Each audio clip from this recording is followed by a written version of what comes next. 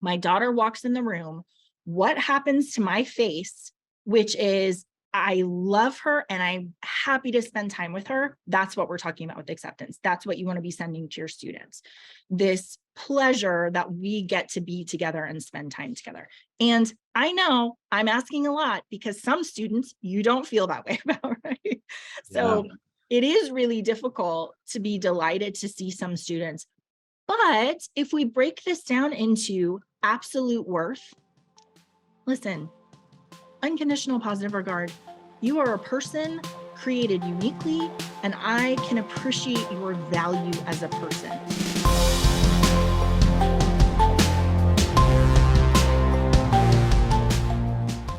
Hello, everyone. I'm Rachel Phillips Buck. I almost forgot my name right then, Matt.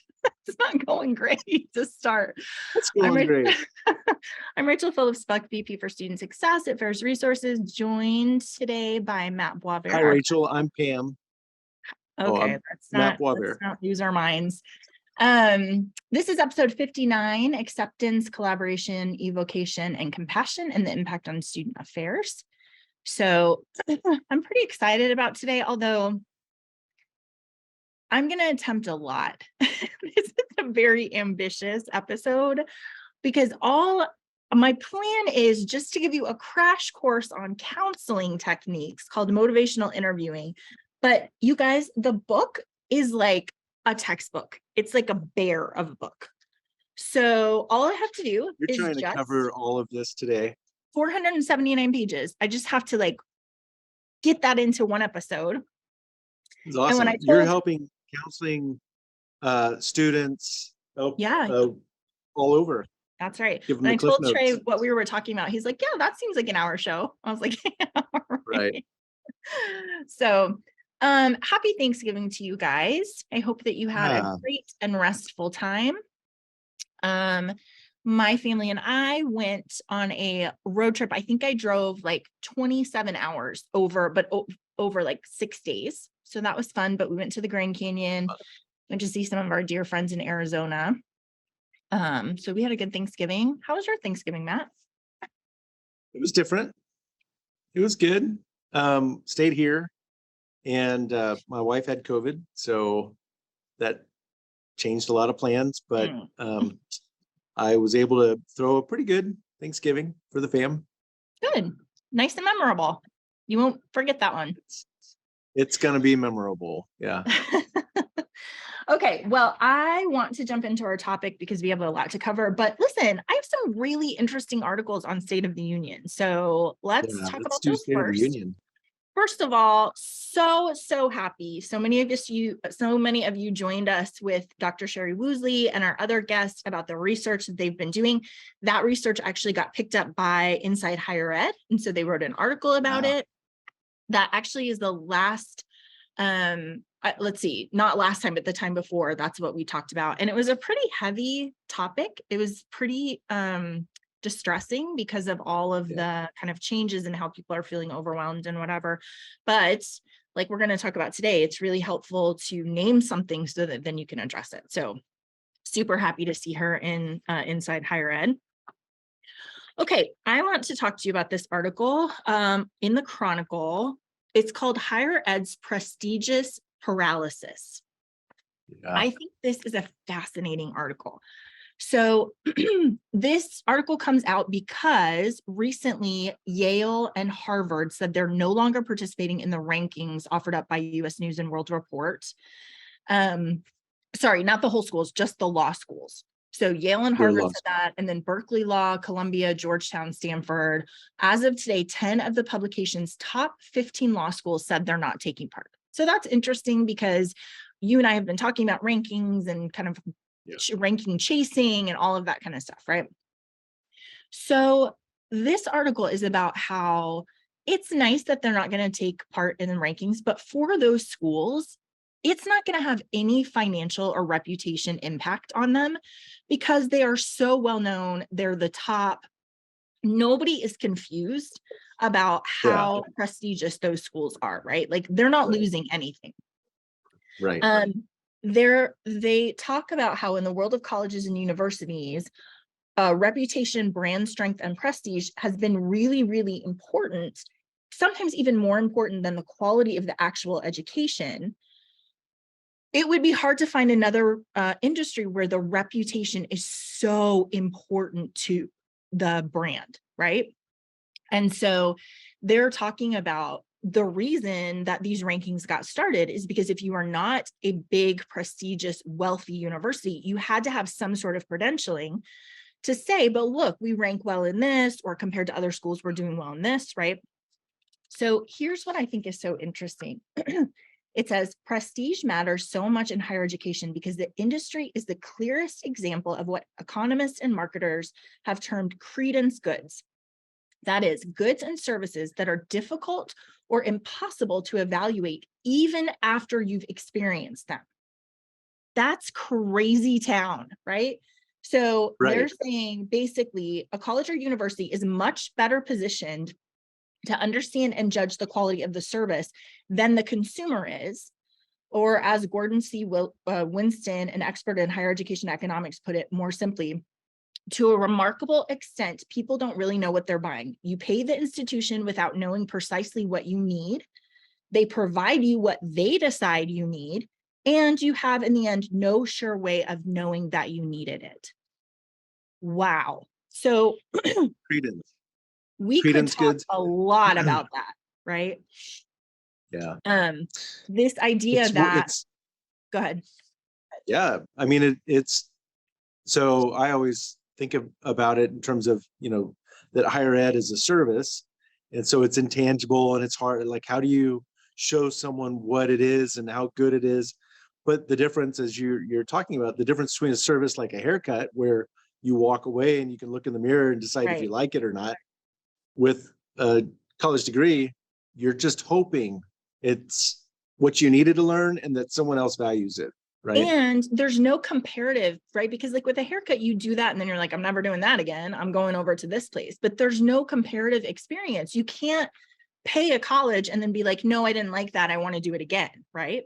And it is such a high involvement, high cost service. Right. So at the end, I mean, you're invested for 4 years or longer.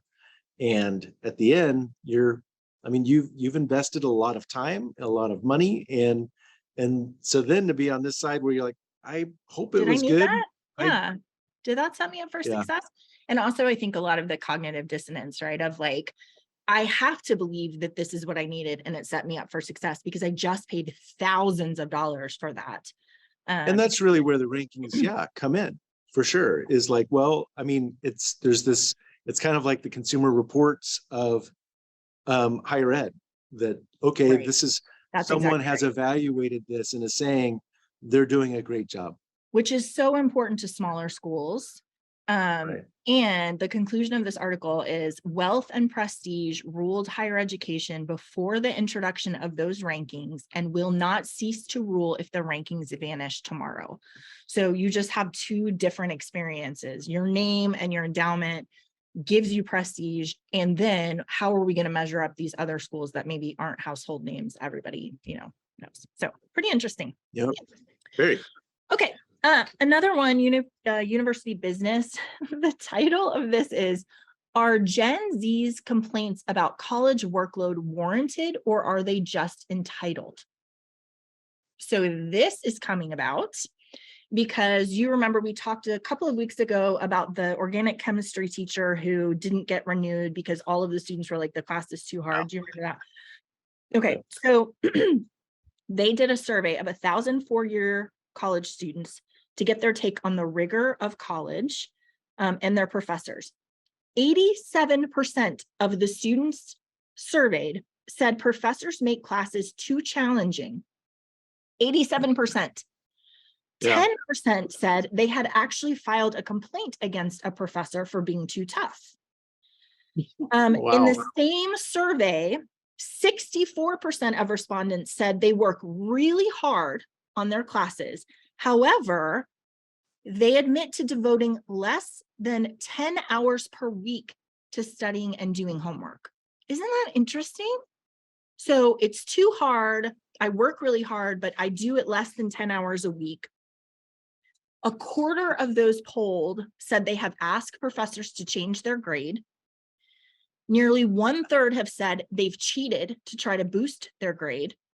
And 23% of respondents said the current grading system should stand. Only 23%. Everyone else said it should be pass or fail. Isn't that Yeah. interesting? Yeah, there's a whole lot to say about that. Yeah. So the conclusion of this, this is what it says. It says, first of all, Gen Z, a lot of students are facing, they have to work longer hours in order to make enough money to support, because college is so much more expensive, right?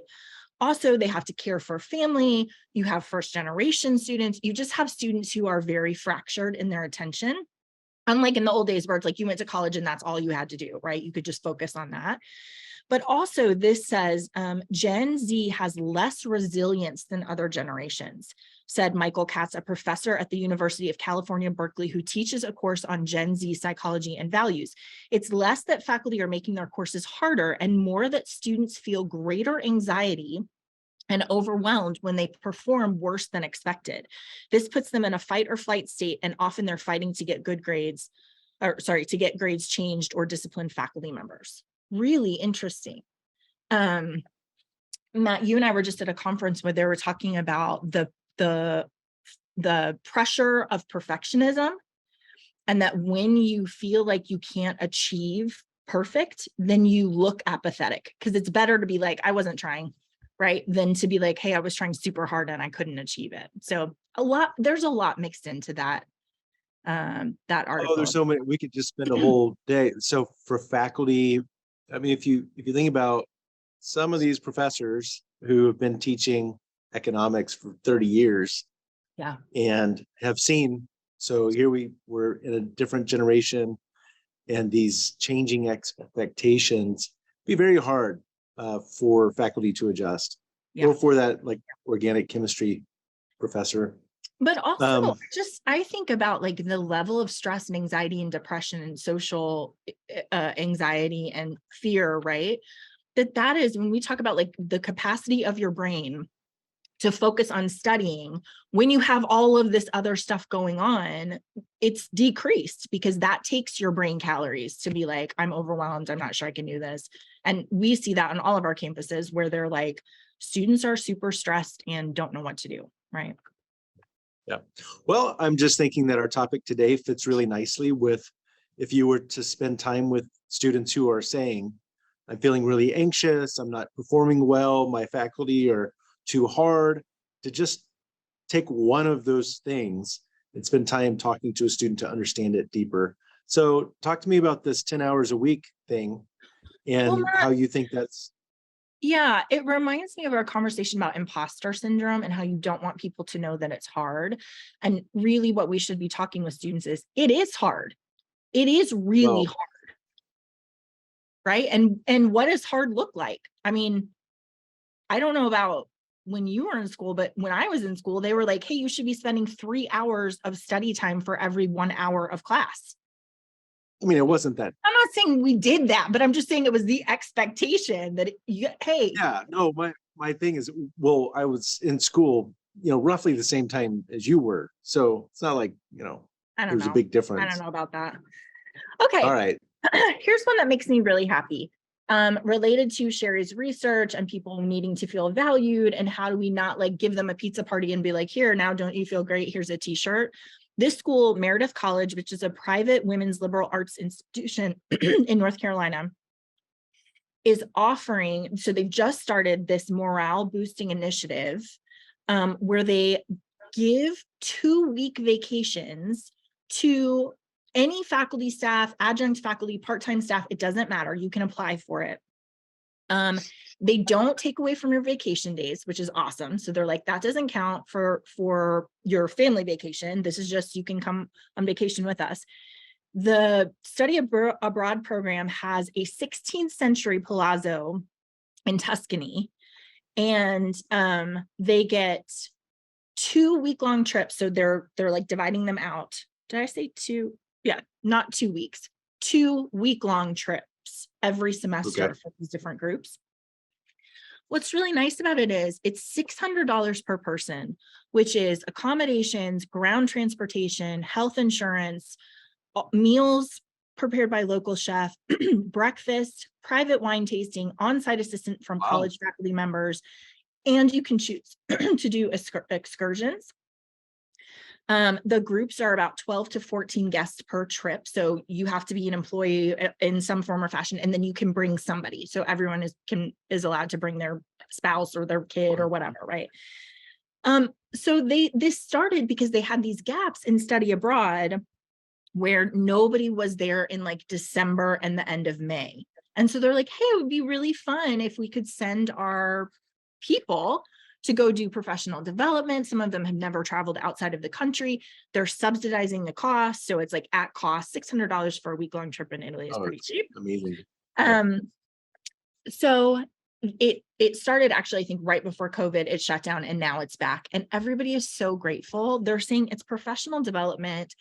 It's a trip. It's like a field trip. So you have like all of those novel experiences, but also you're spending time with people who you work with, but maybe don't have an opportunity to spend time with.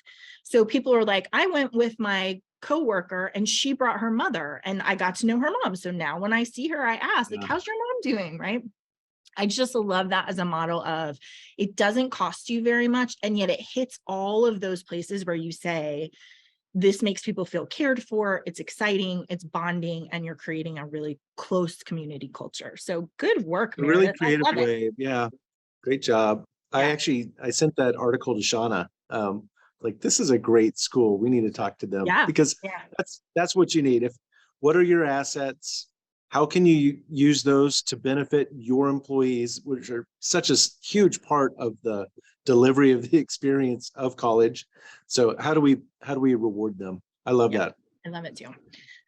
Okay, this last one is in the realm of crazy town. Have you lost your mind? Okay, so you sent me this, Matt, and I was like, this has to be made up. There's no way that this is true, but I think it is true.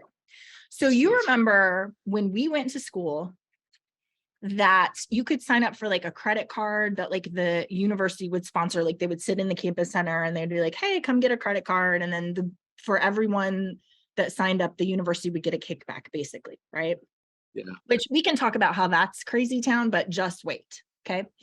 So the new thing that schools are doing is they are, in order to get an additional revenue stream, they are getting kickbacks when a student signs up for a gambling app and uses it. I'm not making this up. The New York Times recently uncovered the negotiations between Caesars Sportsbook and Michigan State University for Caesars to acquire exclusive rights to promote gambling at MSU, a deal that resulted in $8.4 million to the university over 5 years. A similar deal at University of Colorado at Boulder added a direct $30 per customer kickback to the university for every person that downloaded the company app and used a promotional code to place a bet. So what are we doing? Is my first question. Well, at a minimum, the gambling app is generating $30 of profit per student. So at a minimum, right? Because that's what they're kicking back. They're not doing that out of generosity or some kind of gift to the institution. Listen, this is why I'm so distressed about this, because the writer of this article is like, hey, I used to gamble when I was in college, but I had really strict rules. Like I would only bring $100. If I were up, if I doubled my money, I walked away. If I lost all my money, I walked away. Like I would go back to my res hall. And he was like, by being super disciplined about it, I made $500 in my entire college career. He's like, with gambling apps, there's no walk away. There's no showing up with only $100 because it can just be linked to your bank account. You can just keep going. And there's always a teaser of, oh, but do you want to bet on this game? Oh, but we have this, you can double your money. What about this? I mean, it's like super targeted, aggressive tactics to get you to spend all of your money. Why would we ask our college students to do that? And also, Matt, $8 million over 5 years. Yeah. I don't understand. We're going to graduate students that have no money and are addicted to gambling. I don't feel like this is a good use of our time. And I mean, you talk about, so we've talked about students with success debt because they're not going to class. Right. But when they're not going to class because they're gambling and then they're losing a ton of money and they're stressed because they don't, like, how do I tell mom that I'm $5,000 dollars in debt off gambling? Also it's their loan money, right? So they have access to these big amounts of money. They can gamble their loan money. They can gamble credit card money because you can connect it to a credit card. I just don't understand. I say this occasionally. There's like a moment where there are people sitting around a table and someone's like, I know, why don't we offer kickbacks to the college to get students to start app gambling? And someone's like, yes, pursue that. I would just like to be in that room. But that's where you like throw out that idea and everyone's like, no university would go for that. I hope, but apparently. Well, apparently. Okay, well, that's the crazy state of the union today. I don't know what else to say about that except what are we doing? Crazy. Okay, so let's dive in, Matt. I appreciate you agreeing to join me on this because this really is kind of your least favorite thing, which is like slow thinking. I don't particularly love it either, but that's the state of mind that I want you to get in. Okay, we're not trying to solve problems with these techniques that I'm going to tell you about. We are just standing in the space of problems and conflict. And for those of you who don't know, that is like Matt is like stands in that space for half a second before he's like, okay, but now I can fix that, right? So thank you for indulging me. This is going to be an exercise for you in not losing your mind. This is great. This is why we're a good team. Yeah. You do this really well. Okay, so I want to remind you guys, this is a partner to our Epic Journey, which was our last episode where we talked about like the practical pieces of how you can do student conduct. But a partner to that is this motivational interviewing, which is a counseling technique. Epic Journey model leans heavily on it, but you can use this framework for any kind of student development thing. So I want to lead you through some of the really important elements. I'll just, as a reminder, the Epic Journey model and motivational interviewing, the goals are that we want our students to have increased self-awareness. So this is the kernel of student development. We want you to understand more about yourself, student, right? We want you to be able to identify your support networks. So Dr. Woosley has a great question about who celebrates with you when something good happens, right? Or I was thinking, Matt, about when we worked with Alaska Christian on their talking circles and saying, who do you want to be in that talking circle to help you kind of work through this process, right? I love that. Yeah. The goal of that model and using motivational interviewing is also that we want to provide intrinsic motivation for change, whether it's about conduct or development or academic difficulty. We want the student to be able to be in charge of that and in control of it instead of an extrinsic, like, hey, you have to do this or you're going to be in trouble, right? We want to invite them into the process in that way so that they have ownership over their college experience. And then we are going to talk a lot today about, we want to reduce the discrepancy between what they're doing and their desire to succeed. So they have behavior that's happening. They want to be successful.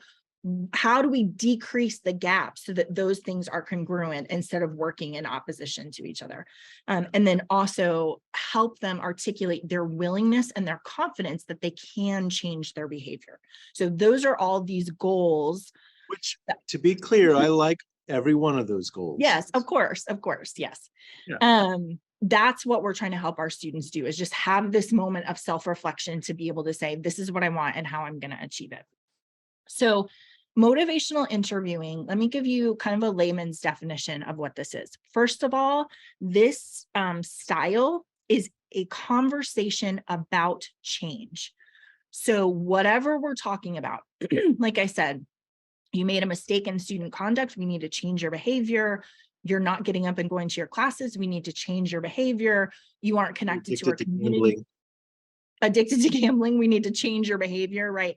This is a conversation specifically around change.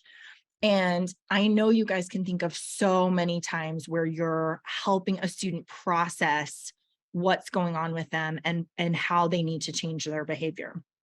It's a collaborative conversation style. So some therapy techniques are like, hey, I'm going to tell you what to do and you just do it. We're not looking for insight. We're not looking for your need to change. I'm just going to tell you do this thing and then I expect you to do it. Those don't usually work so well. Those are called like directive counseling, like do this. This is more a guiding conversation. So we're going to collaborate on this thing. The goal is to strengthen a student's own motivation and commitment to change. So there's a lot of ambiguity around change oftentimes, and we want to move them to the place where they're like, yes, I want to do that and I can do that. I have confidence that I can do that. And then I love this so much. This style is where you are uncovering what is present. You are not installing what is missing. Uncovering what is present, not installing what is missing. So what that means is we are just going to tell the truth about what is without me saying, okay, but the next thing you need to do is, okay, now what about this thing, right? And that's what I have a hard time. Yeah, I know. You like that. You like the next step. But we have to tell the truth about what is before we can move on to the next thing. It's what I'm saying about the student affairs professionals. Like, we got to uncover it. We can't just download new behavior, right? Because oftentimes, you guys know, when you're working with students and you try to download new behavior, if you haven't told the truth about where they are in their experience, they're going to be super resistant to that. They're not interested in it. Yeah. The last thing I'll say about that before we move on to the elements is, this is really important, Matt, as you and I were talking about it. It's like, this motivational interviewing is about counseling, and it's about moment in time engagements. So it's complicated, but basically, as a therapist, my job is to show up in the room in complete, like I don't want to take up space in the room. I just want to be there to reflect back to the student and to put my feelings aside and to try to be helpful to them, right? This is not a way of being in real life, because in real life, in my real relationships, I do have feelings and I do have opinions and I do have things that are important to me that I'm going to take a stand on. And so as we're going through these things in your real life, you cannot be all of these things 100% of the time. It's just impossible. That's not a real person. But in these moments where you're mentoring or you're correcting a student or you're spending time with them, these are the elements that are going to give them that sense of belonging and make it feel like a safe place for them to make changes. Does that make sense? I think it's really just, yeah. And coming back to the epic journey and how this is their journey, you're helping them on. Right. So this isn't about your journey. So like in our personal lives, it is my journey. Right. I'm journeying with you. But when you're working with a student using this epic model and then applying these tools, it's really helpful to keep that in mind, that this is for them. This is their journey. I'm going to be their Sherpa as they take this walk. Yeah, because in your relationships, you are talking about two people who have their own thoughts, their own feelings, their own, right? We're negotiating that together, versus in this application, we're saying, I am going to guide you, but we are really we're thinking about what you're doing and what's important for you. So I think that's super helpful. Good. Really helpful. Okay, so the 4 elements that we're going to talk about: acceptance, collaboration, compassion, and evocation. I want to start with acceptance. And I will just say, you guys, this is a lot. Again, gigantic book. Went to school for 2 years to learn how to do this. So don't feel any pressure, like you're going to be experts when we're done. But my challenge to you is, as you're listening, to be thinking through, where are the places that are most hard for me? Because depending on who you are, you're going to have different, like, ooh, that one's going to be really difficult. Being able to identify that and then say, okay, I can work on that one piece, I think will be really helpful. So the first one is acceptance. We talk about this all the time. This is, I value you and I'm delighted to talk to you. And the best example that I can give you of this is when my daughter walks in the room, what happens to my face, which is, I love her and I'm happy to spend time with her. That's what we're talking about with acceptance. That's what you want to be sending to your students. This pleasure that we get to be together and spend time together. And I know I'm asking a lot because some students you don't feel that way about, right? Yeah. So it is really difficult to be delighted to see some students. But if we break this down into absolute worth, listen, unconditional positive regard. You are a person created uniquely, and I can appreciate your value as a person. It doesn't matter what you do, you are valuable because you are a person, and you're the only one like you, right? Accurate empathy, which I want to camp out a little bit. So we're talking about acceptance, absolute worth, accurate empathy, which is where we are trying to understand, we're trying to infer a student's feelings and concerns that are behind their stance or their perspective. So what could they be feeling or thinking that would give them this position? If we're talking about student conduct, correcting them, but if we're talking about any behavior, can I guess what is going on with them that is putting them in this perspective or this stance? Does that make sense? Yeah. So as you're joining with them, spending time with them, just to reflect back with them. Yeah. And you're going to be saying things like, it looks like you're feeling overwhelmed. Man, it sounds like you're super frustrated about that, right? It seems like if I were in that position, I could be feeling this thing. So we're just trying to guess about what they're feeling. And you guys, if you've ever had someone do this to you accurately, it is the most amazing emotional explosion where somebody looks at you and says the name of a feeling that you couldn't say. And you're just like, oh my gosh, you understand. Thank you. You have helped me understand myself. And I feel like you've accurately seen me and understood me. So um, I would love, I think everybody can reflect on when is a time where someone said to you, you feel this exact right feeling. And you were like, yes, thank you so much for that. I really appreciate it. Well, a lot of times people are confused, or actually don't have good language about how they're feeling, right? So they Yes, might have grown up in a house where it's pretty, you're either happy or you're mad, right? And right. so they don't have all the language of all the Plunchik's wheel of emotion to be able Mhm. to say, hey, this seems like you're really feeling distressed right Yeah. now. Or Matt, like, anger is that secondary emotion. So when it looks like they're angry and you say, it seems like you might be hurt. Oh, that's a killer, right? Because you're like, I'm trying to project this thing. And someone's like, hey, that's not scary to me. I think that you're feeling wounded. I think that you feel hurt by that thing, right? The other thing is, this comes from one of our friends who does student conduct for a pretty small school, but he's like a master at all of these different, like the mind virus, and he's really a master at this. And he talks about an accusation audit, which is under accurate empathy, where you say, you probably think I'm just here to give you a hard time, or you probably think that I am disappointed that you're not going to classes, or whatever that is, right? Because when you can say that, and they can either say, yeah, that's exactly what I think. Okay, let's talk about that. Or no, I don't think that's true. I think you're trying to be helpful to me, or whatever that conversation is. You move them into a much safer space because you're I willing love to, it. again, say the thing that is true, right? So So, I really love this, Rachel, because it's about just being intentional or thoughtful in that movement. So right. here's a way, it's kind of the icebreaker. I'm going to start this off. I'm going to be a little, you're probably thinking this way about what my intention is, and I want to set the record straight. Yeah. I really like that. You probably think I just want to be in control of the situation. I think that's a really good one, right? Because a student, what it can do for them is then be like, no, I mean, why does she want to control me? Maybe she's trying to solve a problem, help me understand something. Maybe she's really engaged in student development, not just a narcissistic control freak, right?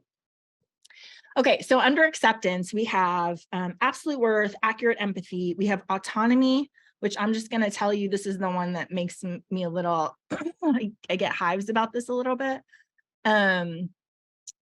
Autonomy is about you recognize and you support your students' irrevocable freedom to choose their own way. So I think because I have such unconditional positive regard for students, I want to be like, hey, if you'll just do what I tell you, everything's going to be okay. It's kind of my motto in general. Like, hey, I've thought about this a lot. I am on your side. If you will just stick with me and do what I'm telling you, everything is going to be okay. Right. Yeah. And this autonomy is saying, I mean, you're in charge of you. We will. Yeah. I cannot make you do a single thing. And I can ask you for cooperation, right? I can say, is there a way that you could, or what can I do to help you feel better about, or what about this doesn't work for you? But they are in charge.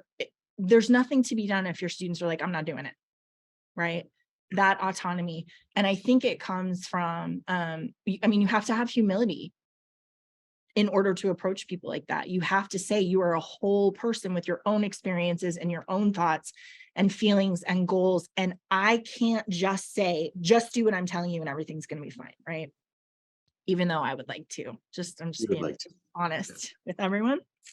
Okay, and then the last one under acceptance is affirmation, which I think the best picture of this is just, I have confidence in you.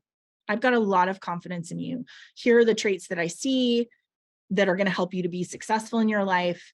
And so there might be some things that we got to work out, but I have a lot of confidence that you have the things that you need that will help you to be successful. So, okay, so the first one, acceptance, absolute worth, accurate empathy, autonomy, and affirmation.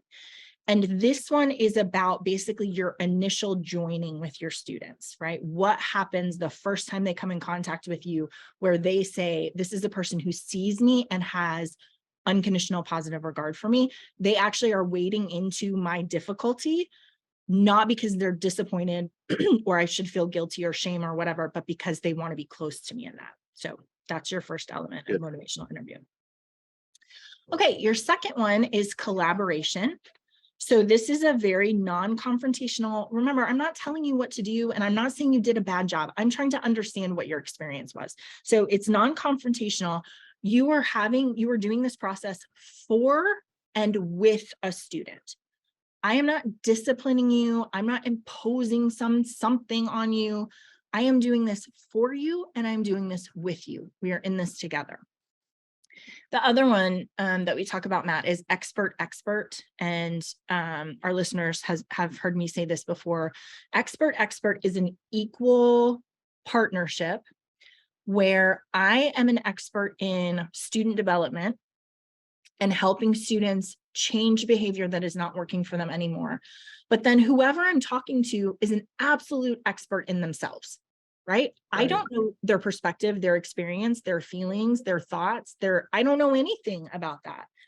And so in humility, I say, I have some really great tools and some expertise in this, but you have to show up equally and help me understand what's working for you, what's not working for you, what do you need, what do you feel, what are you thinking? Does that make sense? And again, with the epic journey, this can really help shape, right, what these different sanctions are, or how we then respond. Knowing more about who you are and how you saw that situation changes how we should approach it. Yeah, and I think it's really important to say there's kind of three kinds of conversations. There's like a directive conversation, there's a guiding conversation, and there's a following conversation. And if you make the mistake on the directive, that is where you're not valuing their expertise, their experience, their feelings, right? You're just like, hey, you need to do these things and everything's going to be fine.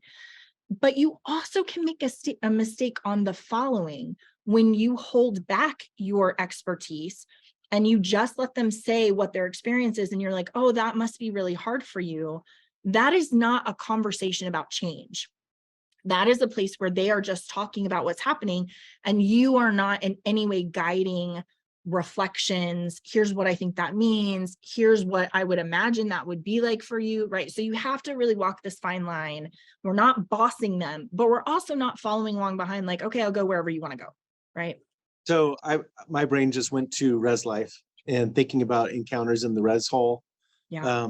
If you have a student who's not getting up, not going to eat, sits and plays video games or plays on their gambling app all the time, and you have this RA who, let's be honest, they're not wanting to, they would view it as conflict if I approached this student and told them what to do. And so that directive, they're definitely not wanting to provide that directive. Guidance. And they tend to lead to this following, like, okay, that's fine. I understand. You know, I hope you feel better. And instead of like, hey, RAs, you need to be an expert in when you have a student in this situation, these are the tools that you need to come at them with, or ways to be able to talk them through it. I like that a lot. And we are going to work on this together as opposed to, okay, good luck with that, or do what I'm telling you. Right. So I think if you wanted to assess, so especially peer to peer, or like a student leader engagement with an at-risk student, you should be looking at how they approach that student. Are they feeling they have some expertise or agency to help guide that student? Yeah, for sure. Okay, I'll talk about that in a minute, but I think it's really important. We're going to talk about putting the student at the center and how you ask the questions to be able to get to why this behavior is not working for you, as opposed to I'm trying to solve a problem, so this is what I need you to do, right? Okay, so we have acceptance, we have collaboration, and then we have compassion. This is working with students in a non-judgmental, non-blaming, non-shaming way. You guys hear me talk about this all the time. Essentially, we are trying to understand what the problem is like for the student and what it means for them. So I'm going to try to say this without crying, but as I was preparing for this talk, I was thinking, if someone had come to me when I was skipping all of my classes, and instead of saying, we've got to solve this attendance problem, you're doing a terrible job, your parents are going to be disappointed in you or whatever. If they had come to me and in this piece of trying to understand what the problem is like for the student and what it means to them, if they had said, hey, what does it feel like when you don't get out of bed to go to classes? Like in the most true place, what is that like for you?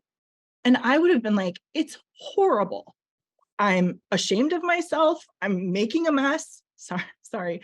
I'm making a mess. I just think, Rachel, this is, I think what really sets, so the work that you do working with our schools, I think compassion is so at the core of the way that you think about student success, right? Because of your experience. And so just being really mindful about this piece, it's so critical. If someone had said, I want to hear about how it's a problem for you, right? Not it's a problem because the registrar's mad and your teachers are mad and your parents are mad or whatever. But like, man, this must be really stressful for you. I imagine not going to class for 3 weeks in a row would feel awful. It feels awful. You're exactly right. Okay, well, if I could help you figure out a way so that you don't have to have that feeling anymore, would you want to do that? Yes, 100%. That's what I want to do. And that's the piece, Matt, when I say what I needed was a person to say, hey, I see you and I'm on your team. Come talk to me. We can fix this. That's the compassionate piece where it's not trying to solve a problem. It's just, you seem like you're in a miserable place. Come and be close to me and I can help you with that. Right. Well, so I just think all of these things start stacking up as explaining to other people why our student success funnel is in the order that it is, right? Because taking time to make that connection, showing compassion and having empathy and that acceptance, that moment of connecting with the student can change everything for them instead of jumping to solve. Being really, really thoughtful and to say, like you said, this is us together. I'm on your team. I'm listening to you and I'm going to walk with you on this. Yeah. It's great. So the language that I love around compassion, first of all, help me understand what it's like to be you. And that is useful in student conduct. Help me understand what it's like to be you in this moment. It's horrible, right? That is true about academic difficulty. Let's say you're going to class every day and you're doing a terrible job in your class. Help me understand what it's like to be you when you were working so hard in a class and you're not being successful. It's awful. Also, I think it's really important to use this language of, I want to understand and respect your experience. So I can guess what you're feeling, but also let's uncover what is. Help me understand what your experience is like. And that when we were talking about this earlier, we were just saying like, there's so many pockets of populations on campus where this idea of I want to understand and respect your experience would be so valuable. Yeah, absolutely. I mean, so I just started going through a list of what are different places, and really what I was recalling is our time on a campus where we love to go when we're on a campus and just have lunch with students there and talk to them about what's going on and what their experience is, and then we start to notice different things about what's going on as a whole. But if you think about whether if you have different areas of risk on your campus, like commuter students don't retain at the same rate, or if your students of color aren't graduating at the same rate as your white students, then let's make sure that we're listening to them to understand what their experience is, so that we have a better, how could we possibly craft solutions if we don't hear what their experience is?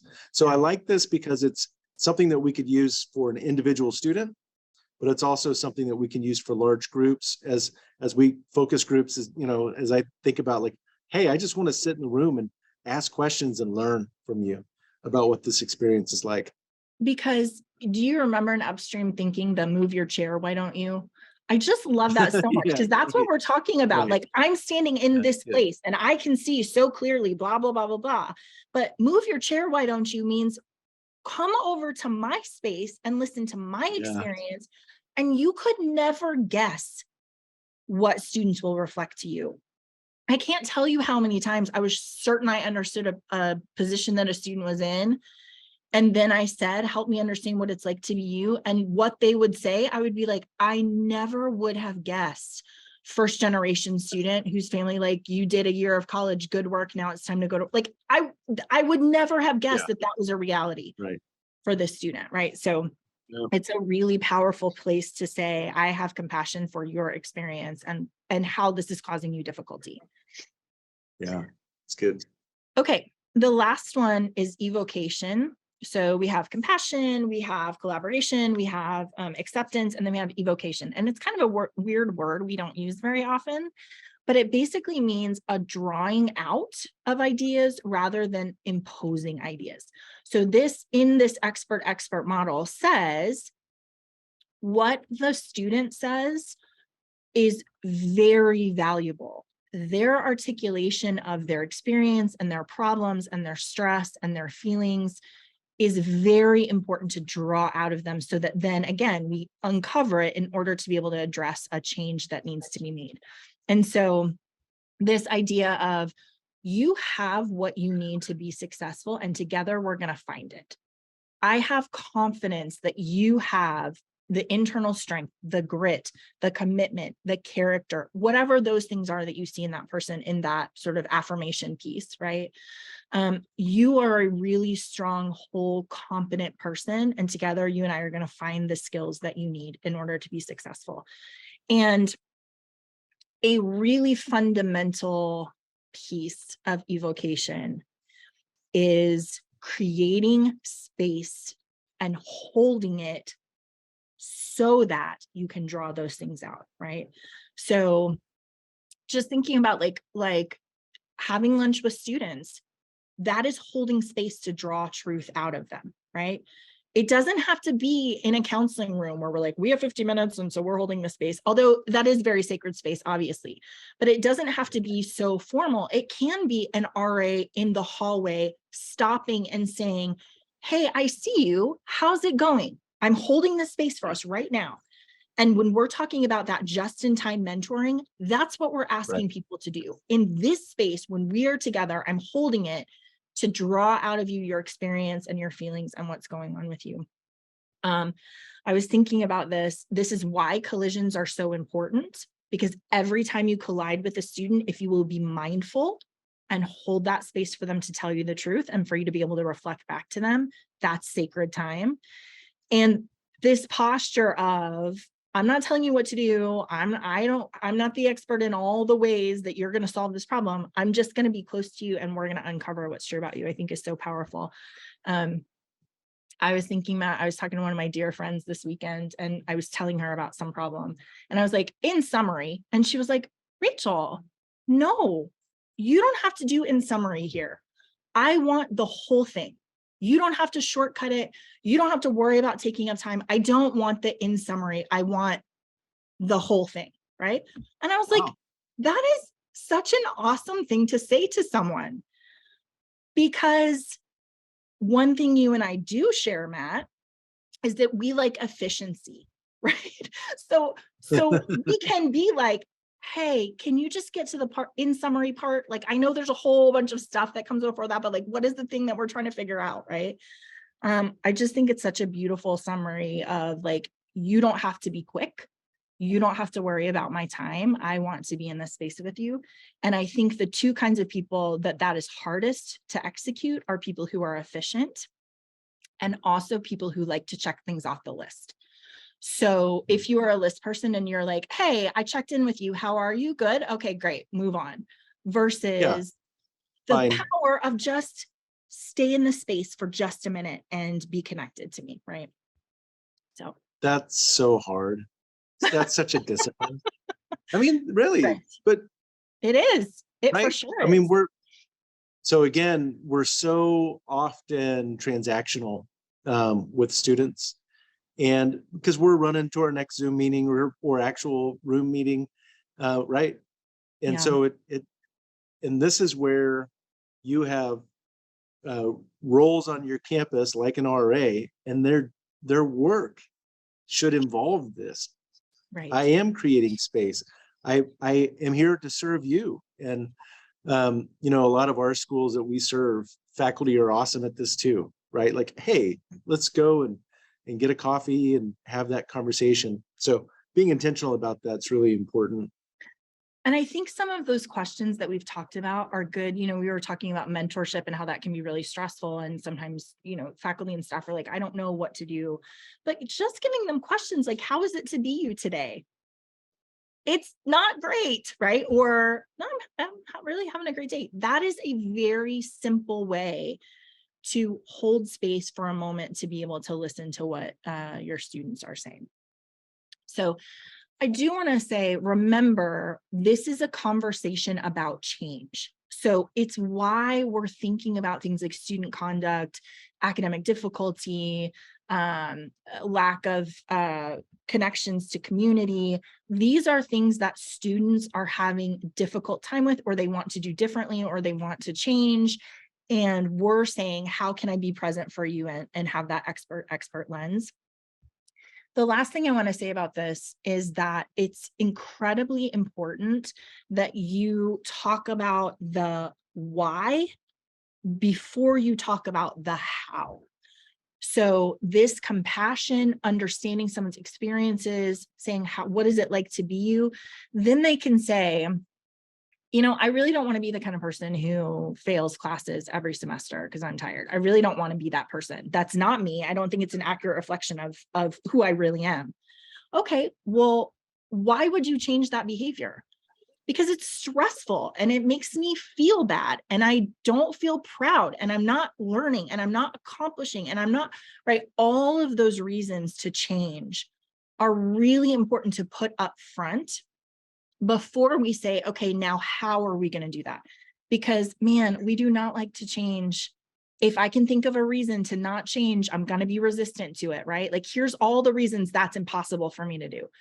But when we've laid a foundation of why we're talking about change, why is it important for you to do something differently? Then when we get to the how and you're like, man, that seems really hard, you can say, but remember, we're doing this so that you will not be stressed and feel ashamed and be able to be, accomplishing things and learning all of that kind of stuff. I need to revert you back to the foundational thing that's most important, instead of just talking about how are you going to make sure you get up for class every day, right?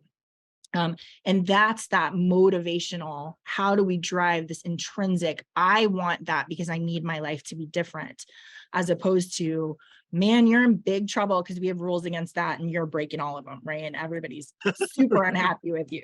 So, okay, see, that wasn't so bad, you guys.